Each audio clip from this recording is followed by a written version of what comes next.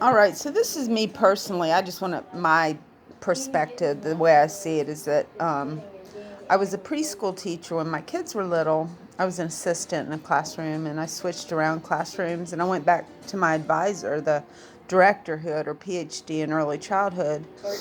I said, Nancy, I said, they get sniffles and we would not send them home unless they had a temperature over 100.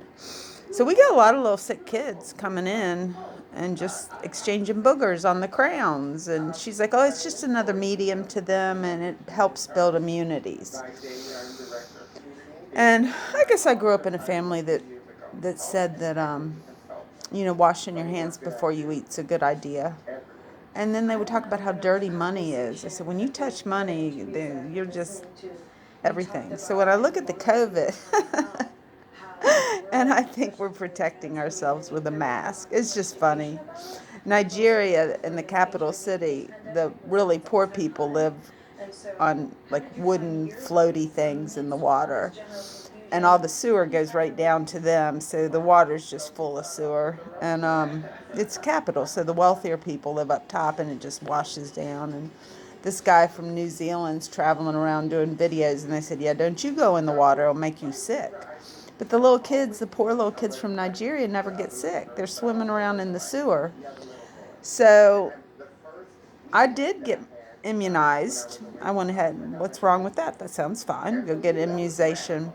But when it came to wearing a mask, I didn't really want that. I almost, because I have a pretty good immune system, I think, over the years, is I kind of wanted to get it so my body would fight it off and then I'd be immune to it.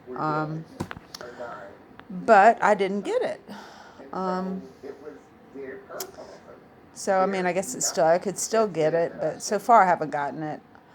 But I guess, informed Americans can make the choices that they want to make about that. If you're more, your immunization or what you're more sensitive to and things like that. If you have a compromised immune system, but yeah, I thought the masks were just a little bit ridiculous because viruses are very small. I mean, if you really, and then people would be wearing their masks down here and they're breathing through their nose, they're touching money, and goodness knows where that hand that just touched the money went to. And we're all full of germs, bacteria, and viruses. We're constantly fighting off, and I guess the COVID was a new virus that made it a little bit more challenging.